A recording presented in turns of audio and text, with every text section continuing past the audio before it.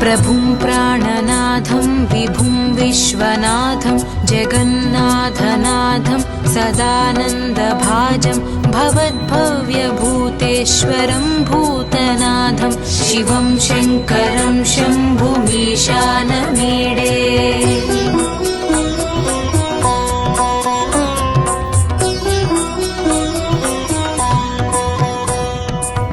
गळेरुण्डमालं तनौ सर्पजालं महाकालकालं गणेशादिपालं जटाजूटगङ्गोत्तरं गैर्विशालं शिवं शङ्करं शम्भुमीशानमीडे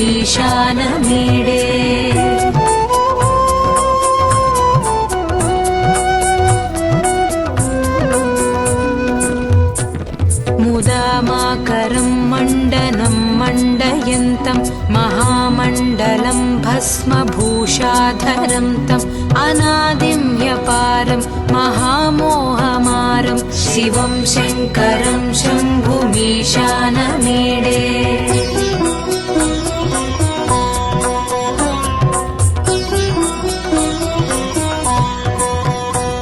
वटाधो निवासं महाटाट्टहासं महापापनाशं सदा सुप्रकाशं गिरीशं गणेशं सुरेशं महेशं शिवं शङ्करं शम्भुमीशानमीडे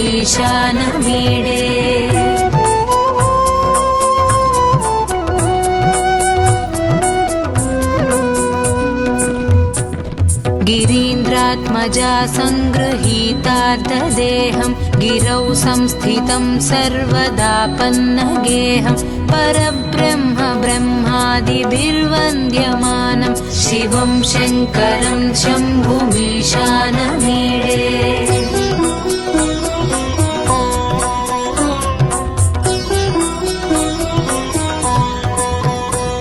कपालं त्रिशूलं कराभ्यां दधानं पदाम्भोजनं रायकामं ददानं बलिवर्धमानं सुराणां प्रधानं शिवं शङ्करं शम्भुमीशानमीडे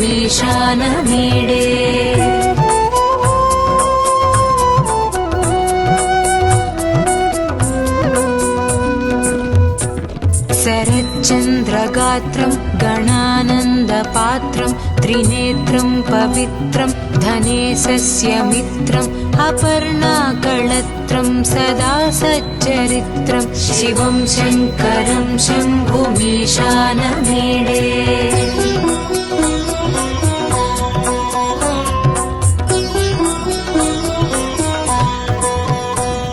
हरं सर्पहारं चिताभूविहारं भवं वेदसारं सदा निर्विकारं श्मशाने वसन्तं मनोजं दहन्तं शिवं शङ्करं शम्भुमीशानमीडे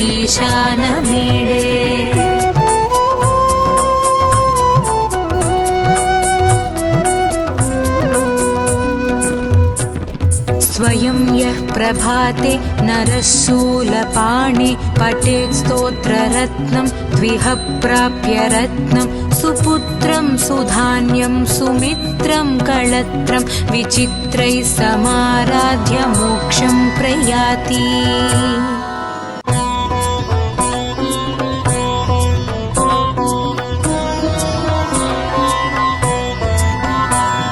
प्रभुं प्राणनाथं विभुं विश्वनाथं जगन्नाथनाथं सदानन्दभाजं भवद्भव्यभूतेश्वरं भूतनाथं शिवं शङ्करं शम्भुमीशानमीडे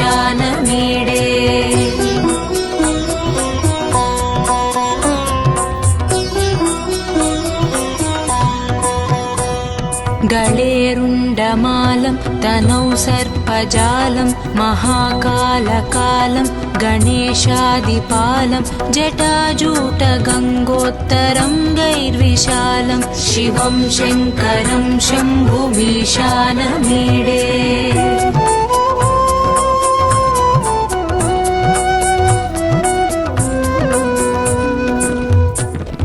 मुदामाकरं मण्डनं मण्डयन्तं महामण्डलं भस्मभूषाधरं तम् अनादिं ह्यपारं महामोहमारं शिवं शङ्करं शम्भुमीशानमीडे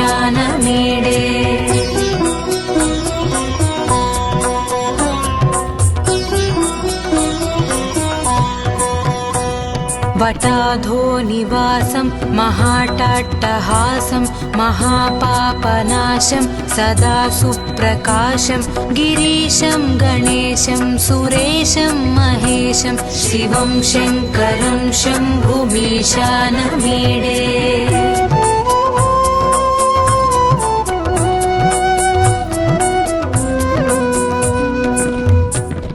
गिरीन्द्रात्मजा सङ्गृहीतार्धदेहं गिरौ संस्थितं सर्वदा पन्नगेहं परब्रह्म ब्रह्मादिभिर्वन्द्यमानं शिवं शङ्करं शम्भुमीशानमीडे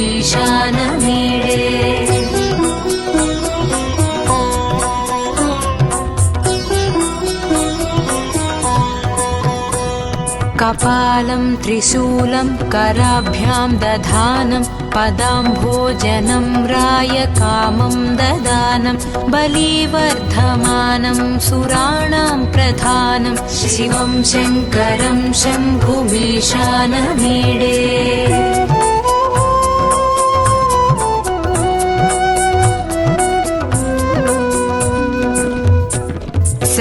शरच्चन्द्रगात्रं गणानन्दपात्रं त्रिनेत्रं पवित्रं धनेशस्य मित्रम् अपर्णाकळत्रं सदा सच्चरित्रं शिवं शङ्करं शम्भुमीशानमीडे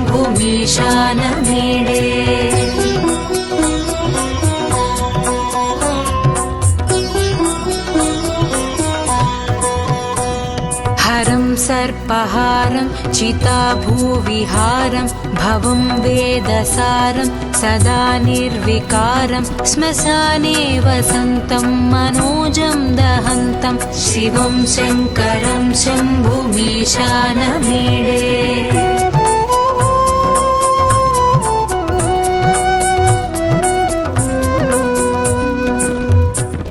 स्वयं यः प्रभाते नरः शूलपाणे पठेत् स्तोत्ररत्नं द्विह प्राप्य रत्नं सुपुत्रं सुधान्यं सुमित्रं कळत्रं विचित्रैः समाराध्य मोक्षं प्रयाति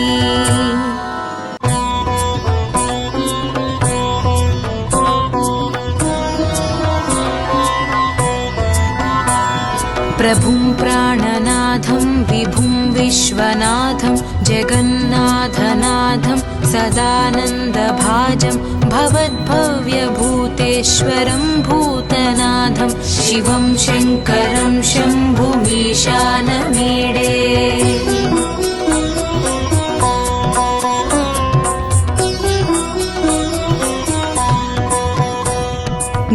गळेरुण्डमालं तनौ सर्पजालं महाकालकालं गणेशादिपालं जटाजूटगङ्गोत्तरं गैर्विशालं शिवं शङ्करं शम्भुमीशानमीडे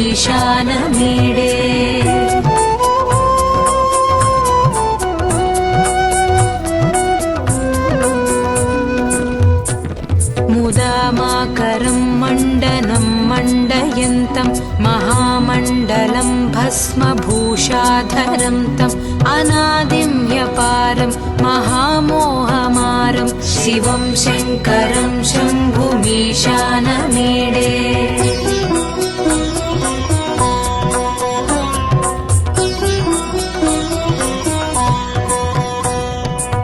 वटाधोनिवासं महाटाट्टहासं महापापनाशं सदा सुप्रकाशं गिरीशं गणेशं सुरेशं महेशं शिवं शङ्करं शम्भुमीशानमीडे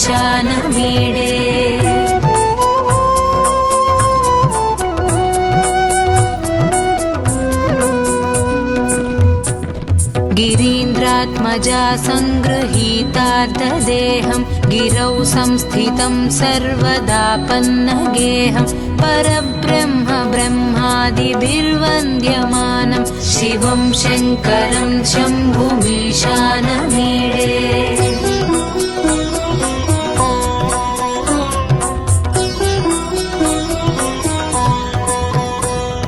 कपालं त्रिशूलं कराभ्यां दधानं पदाम्भोजनं रायकामं ददानं बलिवर्धमानं सुराणां प्रधानं शिवं शङ्करं शम्भुमीशानमीडे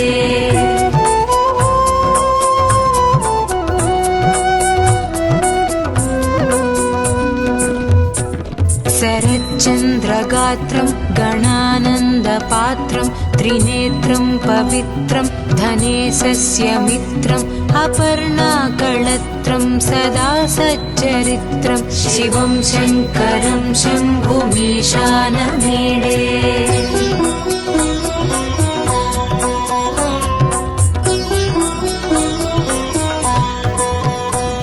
हरं सर्पहारं चिताभूविहारं भवं वेदसारं सदा निर्विकारं श्मशाने वसन्तं मनोजं दहन्तं शिवं शङ्करं शम्भुमीशानमीडे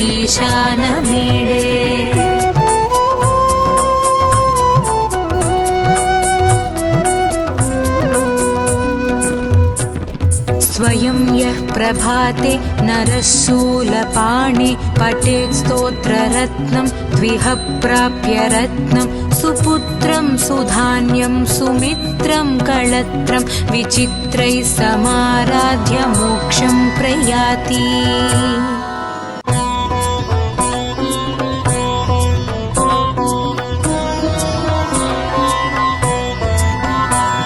प्रभुं प्राणनाथं विभुं विश्वनाथं जगन्नाथनाथं सदानन्दभाजं भवद्भव्यभूतेश्वरं भूतनाथं शिवं शङ्करं शम्भुमीशानमीडे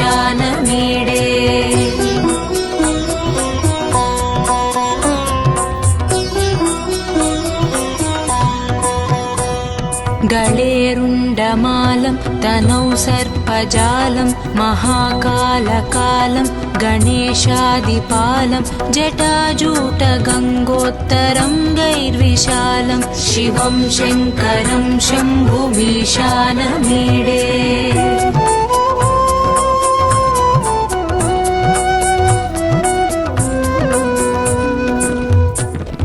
मुदामाकरं मण्डनं मण्डयन्तं महामण्डलं भस्मभूषाधरं तम् अनादिं ह्यपारं महामोहमारं शिवं शङ्करं शम्भुमीशानमीडे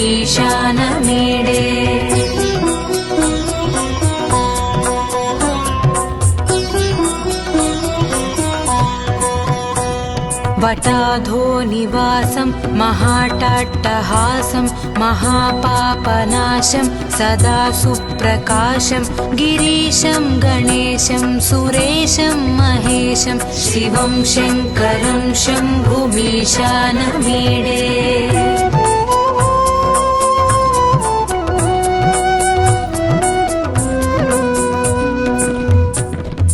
गिरीन्द्रात्मजा सङ्गृहीतार्धदेहं गिरौ संस्थितं सर्वदापन्नगेहं परब्रह्म ब्रह्मादिभिर्वन्द्यमानं शिवं शङ्करं शम्भुमीशानमीडे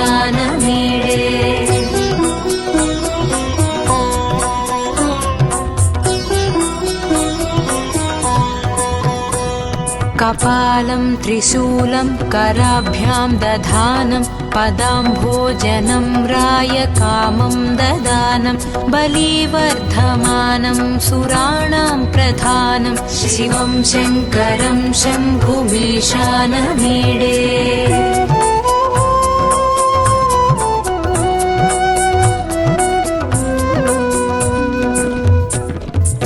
शरच्चन्द्रगात्रं गणानन्दपात्रं त्रिनेत्रं पवित्रं धनेशस्य मित्रम् अपर्णाकळत्रं सदा सच्चरित्रं शिवं शङ्करं शम्भुमीशानमीडे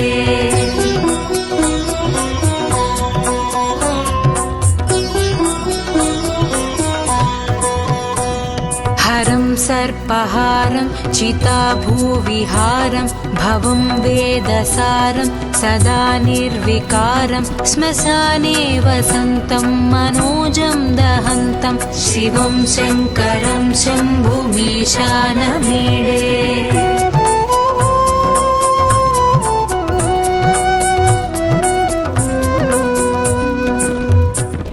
स्वयं यः प्रभाते नरः शूलपाणे पठेत् स्तोत्ररत्नं द्विह प्राप्य रत्नं सुपुत्रं सुधान्यं सुमित्रं कळत्रं विचित्रैः समाराध्य मोक्षं प्रयाति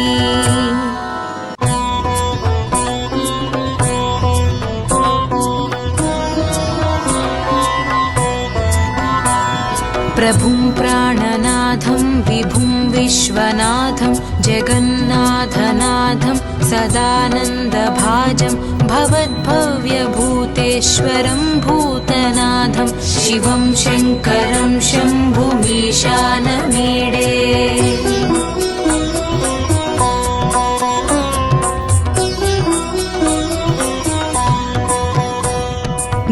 गळेरुण्डमालं तनौ सर्पजालं महाकालकालं गणेशादिपालं जटाजूटगङ्गोत्तरं गैर्विशालं शिवं शङ्करं शम्भुमीशानमीडे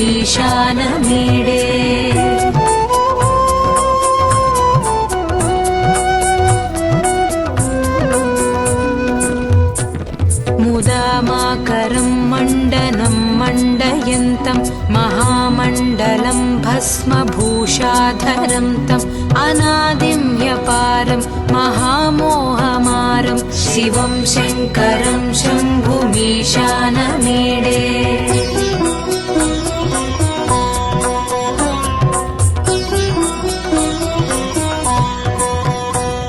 वटाधो निवासं महाटाट्टहासं महापापनाशं सदा सुप्रकाशं गिरीशं गणेशं सुरेशं महेशं शिवं शङ्करं शम्भुमीशानमीडे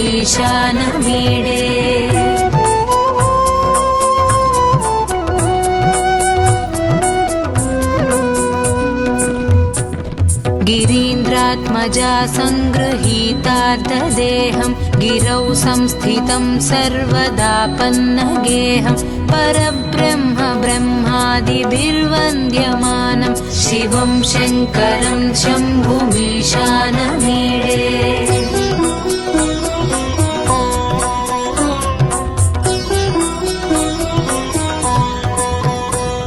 कपालं त्रिशूलं कराभ्यां दधानं पदाम्भोजनं रायकामं ददानं बलिवर्धमानं सुराणां प्रधानं शिवं शङ्करं शम्भुमीशानमीडे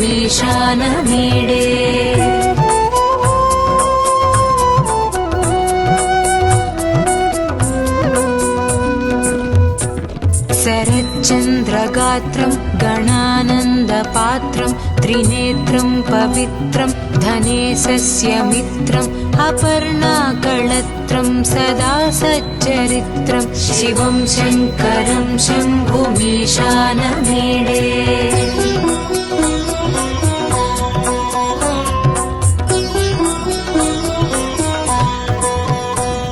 हरं सर्पहारं चिताभूविहारं भवं वेदसारं सदा निर्विकारं श्मशाने वसन्तं मनोजं दहन्तं शिवं शङ्करं शम्भुमीशानमीडे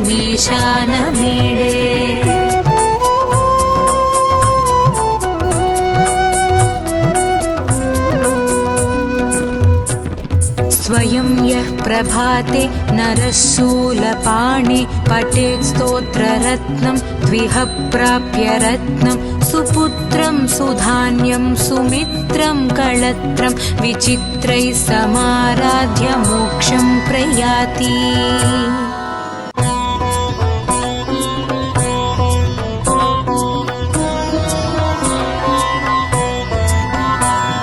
प्रभुं प्राणनाथं विभुं विश्वनाथं जगन्नाथनाथं सदानन्दभाजं भवद्भव्यभूतेश्वरं भूतनाथं शिवं शङ्करं शम्भुमीशानमीडे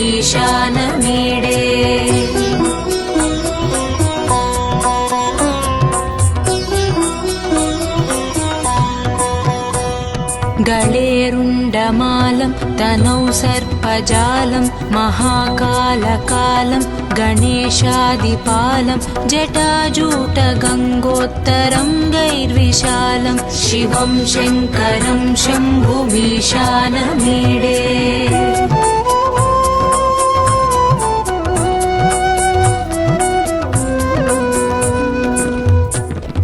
मुदामाकरं मण्डनं मण्डयन्तं महामण्डलं भस्मभूषाधरं तम् अनादिं ह्यपारं महामोहमारं शिवं शङ्करं शम्भुमीशानमीडे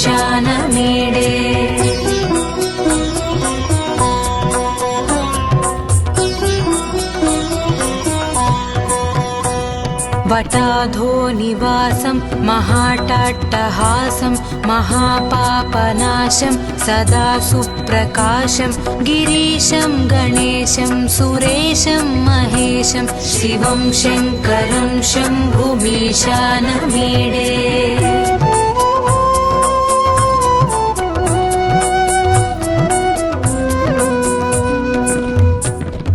गिरीन्द्रात्मजा सङ्गृहीतार्धदेहं गिरौ संस्थितं सर्वदा पन्नगेहं परब्रह्म ब्रह्मादिभिर्वन्द्यमानं शिवं शङ्करं शम्भुमीशानमीडे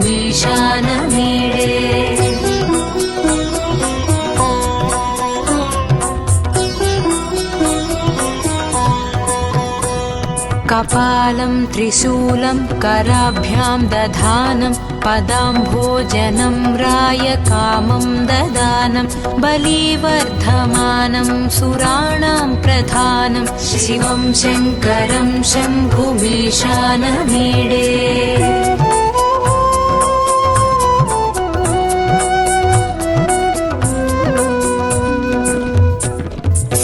शरच्चन्द्रगात्रं गणानन्दपात्रं त्रिनेत्रं पवित्रं धनेशस्य मित्रम् अपर्णाकळत्रं सदा सच्चरित्रं शिवं शङ्करं शम्भुमीशानमीडे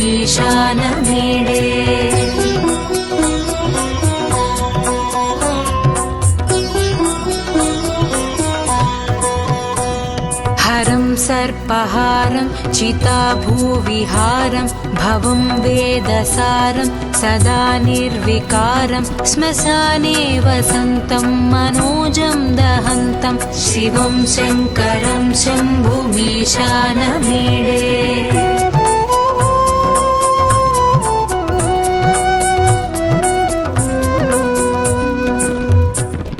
स्वयं यः प्रभाते नरः शूलपाणे पठेत् स्तोत्ररत्नं द्विह प्राप्य रत्नं सुपुत्रं सुधान्यं सुमित्रं कळत्रं विचित्रैः समाराध्य मोक्षं प्रयाति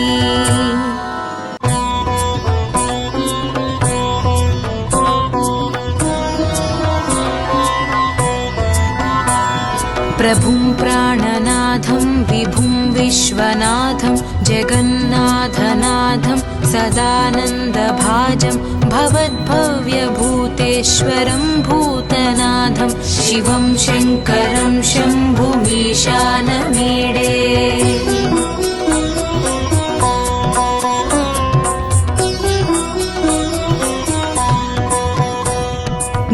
गळेरुण्डमालं तनौ सर्पजालं महाकालकालं गणेशादिपालं जटाजूटगङ्गोत्तरं गैर्विशालं शिवं शङ्करं शम्भुमीशानमीडे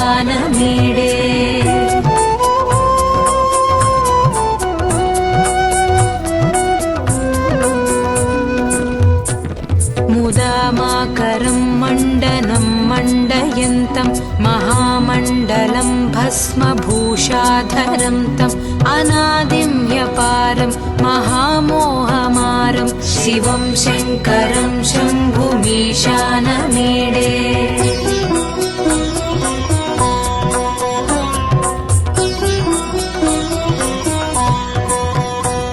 वटाधो निवासं महाटाट्टहासं महापापनाशं सदा सुप्रकाशं गिरीशं गणेशं सुरेशं महेशं शिवं शङ्करं शम्भुमीशानमीडे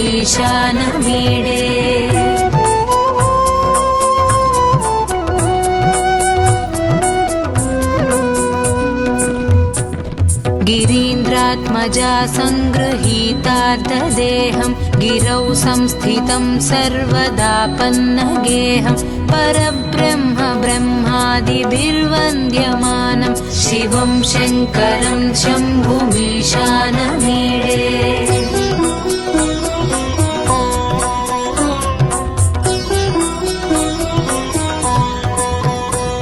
कपालं त्रिशूलं कराभ्यां दधानं पदाम्भोजनं रायकामं ददानं बलिवर्धमानं सुराणां प्रधानं शिवं शङ्करं शम्भुमीशानमीडे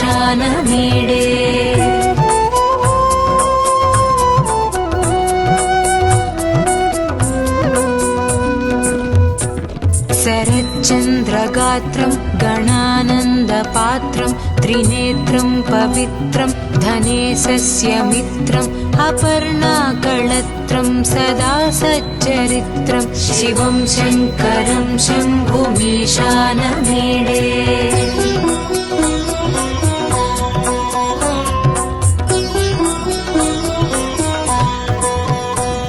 हरं सर्पहारं चिताभूविहारं भवं वेदसारं सदा निर्विकारं श्मशाने वसन्तं मनोजं दहन्तं शिवं शङ्करं शम्भुमीशानमीडे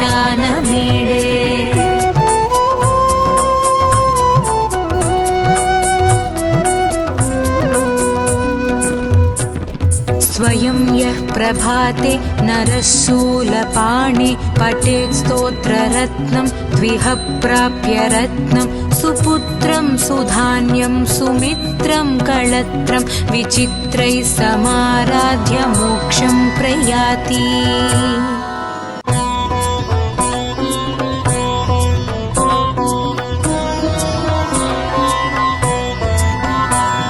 प्रभुं प्राणनाथं विभुं विश्वनाथं जगन्नाथनाथं सदानन्दभाजं भवद्भव्यभूतेश्वरं भूतनाथं शिवं शङ्करं शम्भुमीशानमीडे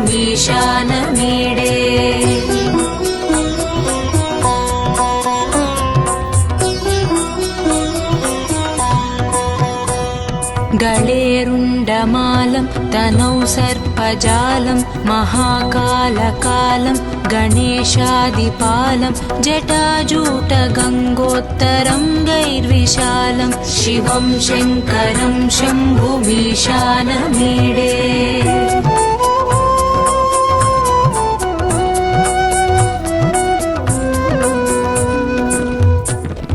मुदामाकरं मण्डनं मण्डयन्तं महामण्डलं भस्मभूषाधरं तम् अनादिं ह्यपारं महामोहमारं शिवं शङ्करं शम्भुमीशानमीडे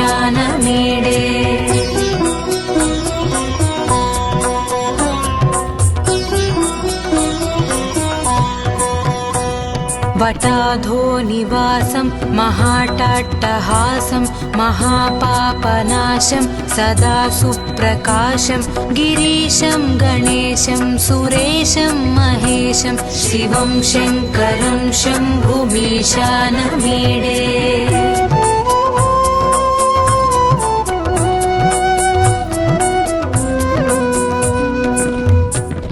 गिरीन्द्रात्मजा सङ्गृहीतार्धदेहं गिरौ संस्थितं सर्वदापन्नगेहं परब्रह्म ब्रह्मादिभिर्वन्द्यमानं शिवं शङ्करं शम्भुमीशानमीडे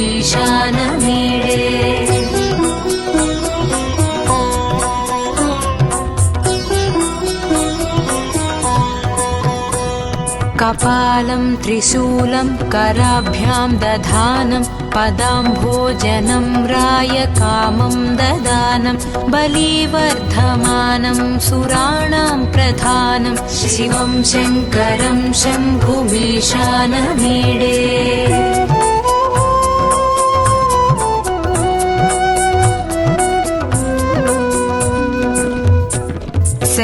शरच्चन्द्रगात्रं गणानन्दपात्रं त्रिनेत्रं पवित्रं धनेशस्य मित्रम् अपर्णाकळत्रं सदा सच्चरित्रं शिवं शङ्करं शम्भुमीशानमीडे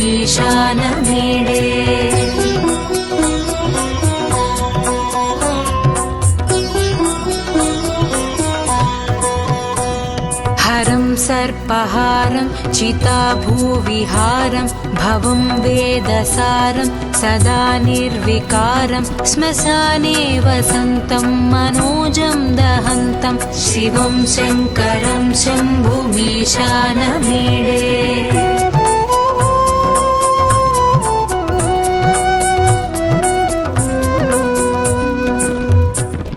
स्वयं यः प्रभाते नरः शूलपाणे पठेत् स्तोत्ररत्नं द्विह प्राप्य रत्नं सुपुत्रं सुधान्यं सुमित्रं कळत्रं विचित्रैः समाराध्य मोक्षं प्रयाति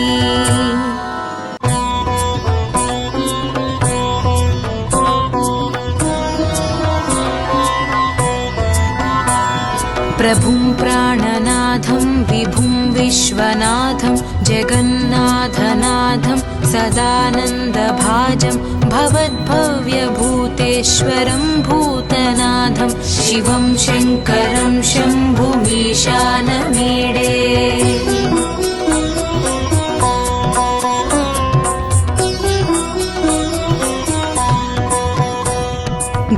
गळेरुण्डमालं तनौ सर्पजालं महाकालकालं गणेशादिपालं जटाजूटगङ्गोत्तरं गैर्विशालं शिवं शङ्करं शम्भुमीशानमीडे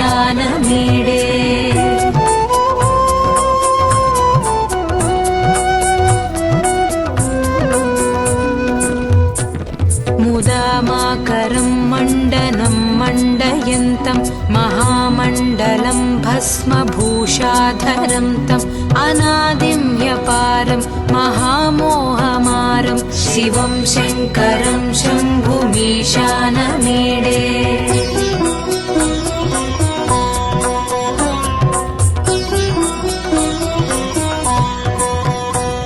वटाधो निवासं महाटाट्टहासं महापापनाशं सदा सुप्रकाशं गिरीशं गणेशं सुरेशं महेशं शिवं शङ्करं शम्भुमीशानमीडे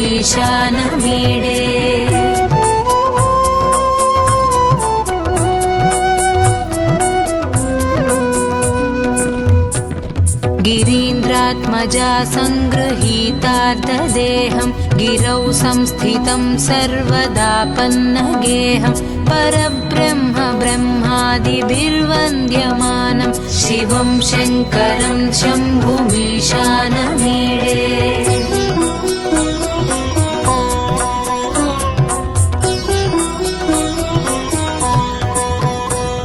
कपालं त्रिशूलं कराभ्यां दधानं पदाम्भोजनं रायकामं ददानं बलिवर्धमानं सुराणां प्रधानं शिवं शङ्करं शम्भुमीशानमीडे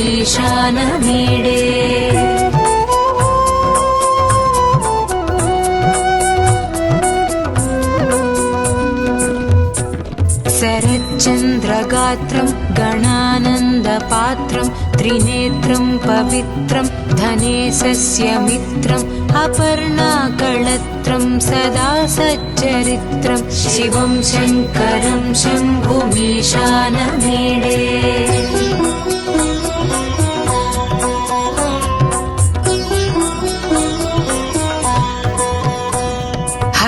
सर्पहारं चिताभूविहारं भवं वेदसारं सदा निर्विकारं श्मशाने वसन्तं मनोजं दहन्तं शिवं शङ्करं शम्भुमीशानमीडे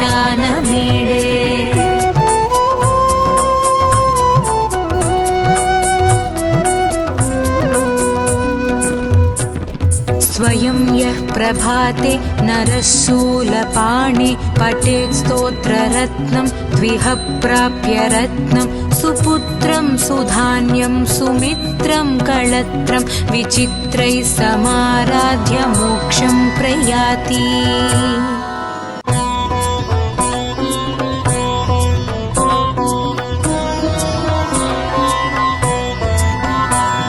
प्रभुं प्राणनाथं विभुं विश्वनाथं जगन्नाथनाथं सदानन्दभाजं भवद्भव्यभूतेश्वरं भूतनाथं शिवं शङ्करं शम्भुमीशानमीडे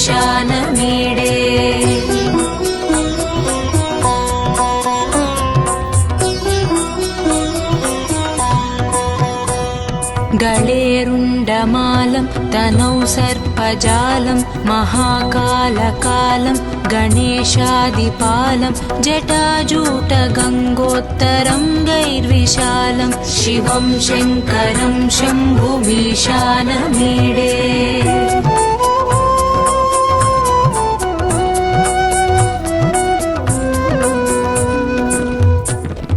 मुदामाकरं मण्डनं मण्डयन्तं महामण्डलं भस्मभूषाधरं तम् अनादिं ह्यपारं महामोहमारं शिवं शङ्करं शम्भुमीशानमीडे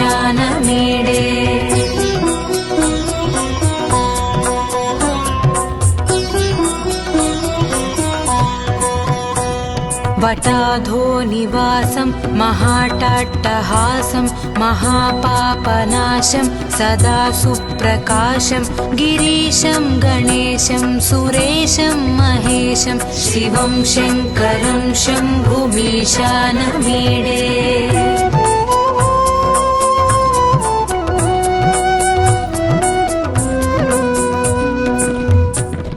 गिरीन्द्रात्मजा सङ्गृहीतार्धदेहं गिरौ संस्थितं सर्वदापन्नगेहं परब्रह्म ब्रह्मादिभिर्वन्द्यमानं शिवं शङ्करं शम्भुमीशानमीडे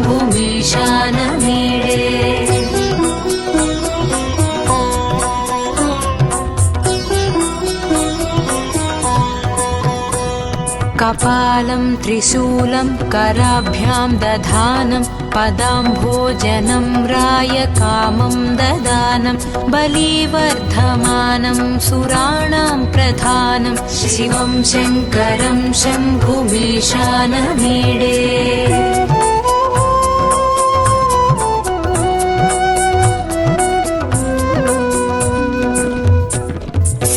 शरच्चन्द्रगात्रं गणानन्दपात्रं त्रिनेत्रं पवित्रं धनेशस्य मित्रम् अपर्णाकळत्रं सदा सच्चरित्रं शिवं शङ्करं शम्भुमीशानमीडे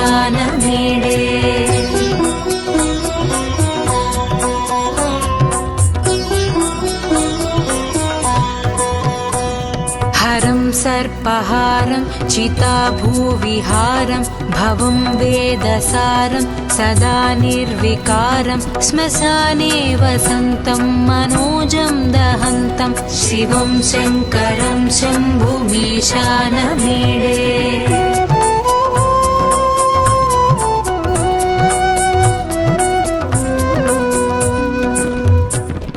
स्वयं यः प्रभाते नरः शूलपाणे पठेत् स्तोत्ररत्नं द्विह प्राप्य रत्नं सुपुत्रं सुधान्यं सुमित्रं कळत्रं विचित्रैः समाराध्य मोक्षं प्रयाति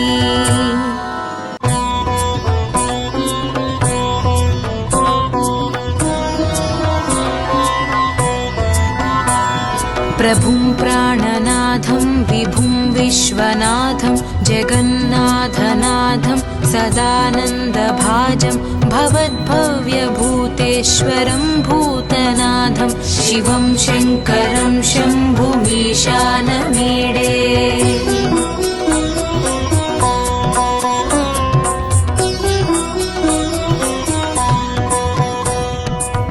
गळेरुण्डमालं तनौ सर्पजालं महाकालकालं गणेशादिपालं जटाजूटगङ्गोत्तरं गैर्विशालं शिवं शङ्करं शम्भुमीशानमीडे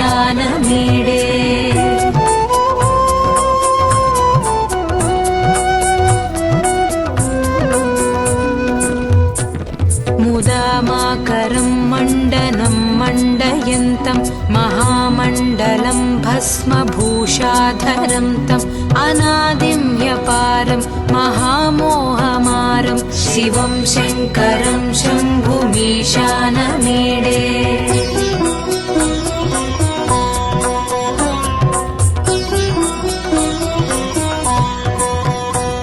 वटाधो निवासं महाटाट्टहासं महापापनाशं सदा सुप्रकाशं गिरीशं गणेशं सुरेशं महेशं शिवं शङ्करं शम्भुमीशानमीडे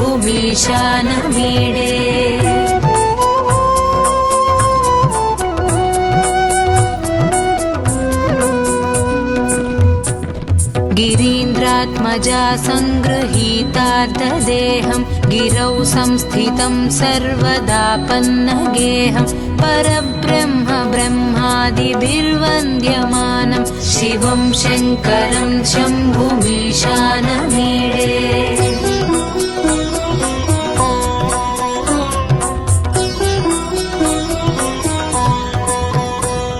कपालं त्रिशूलं कराभ्यां दधानं पदाम्भोजनं रायकामं ददानं बलिवर्धमानं सुराणां प्रधानं शिवं शङ्करं शम्भुमीशानमीडे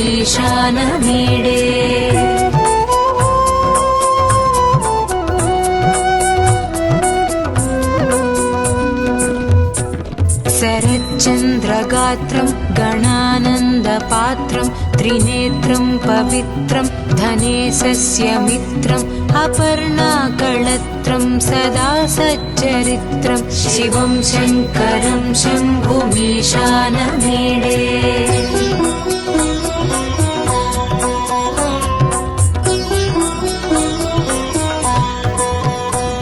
हरं सर्पहारं चिताभूविहारं भवं वेदसारं सदा निर्विकारं श्मशाने वसन्तं मनोजं दहन्तं शिवं शङ्करं शम्भुमीशानमीडे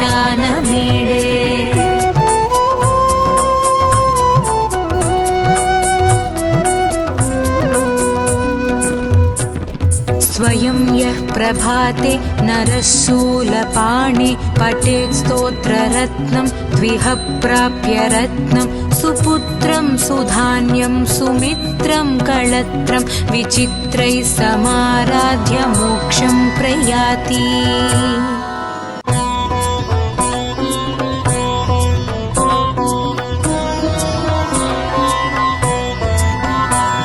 प्रभुं प्राणनाथं विभुं विश्वनाथं जगन्नाथनाथं सदानन्दभाजं भवद्भव्यभूतेश्वरं भूतनाथं शिवं शङ्करं शम्भुमीशानमीडे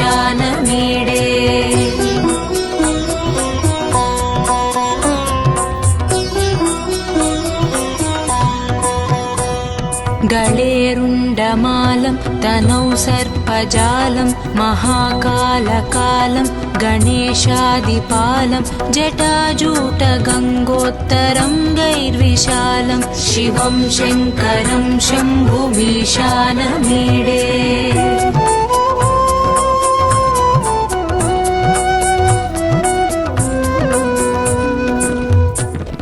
मुदामाकरं मण्डनं मण्डयन्तं महामण्डलं भस्मभूषाधरं तम् अनादिं ह्यपारं महामोहमारं शिवं शङ्करं शम्भुमीशानमीडे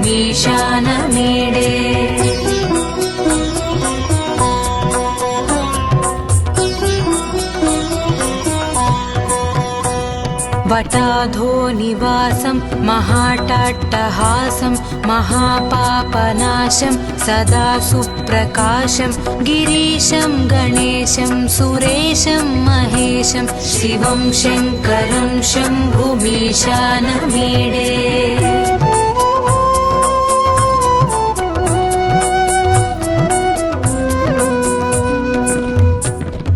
गिरीन्द्रात्मजा सङ्गृहीतार्धदेहं गिरौ संस्थितं सर्वदापन्नगेहं परब्रह्म ब्रह्मादिभिर्वन्द्यमानं शिवं शङ्करं शम्भुमीशानमीडे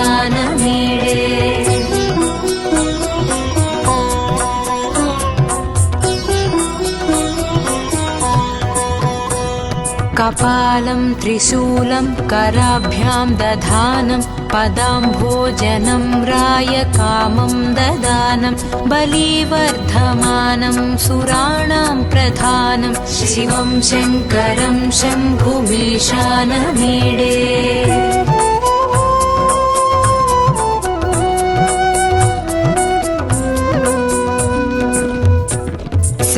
शरच्चन्द्रगात्रं गणानन्दपात्रं त्रिनेत्रं पवित्रं धनेशस्य मित्रम् अपर्णाकळत्रं सदा सच्चरित्रं शिवं शङ्करं शम्भुमीशानमीडे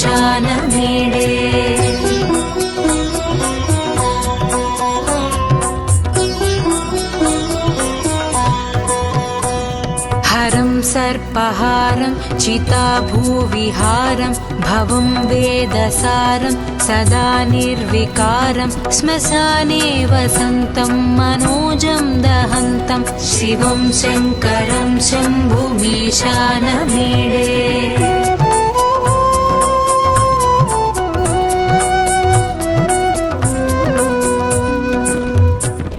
स्वयं यः प्रभाते नरः शूलपाणे पठेत् स्तोत्ररत्नं द्विह प्राप्य रत्नं सुपुत्रं सुधान्यं सुमित्रं कळत्रं विचित्रैः समाराध्य मोक्षं प्रयाति।